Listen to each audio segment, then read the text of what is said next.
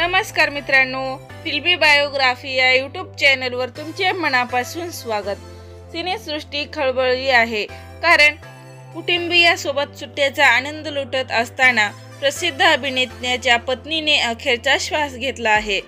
झगमगत्या विश्वात गेल्या काही दिवसापासून धक्कादायक घटना घडत आहेत। दिवसेंदिवस सिनेसृष्टी खचत चालली आहे। अनेक दिग्गज व्यक्तींच्या निधनानंतर दक्षिणात्य सिनेविश्वातील प्रसिद्ध अभिनेता विजय राघवेंद्र यांची पत्नी स्पंदना राघवेंद्र हिचे निधन झाले आहे। स्पंदना राघवेंद्र हिचे निधन हृदयविकाराच्या झटक्याने झाले आहे।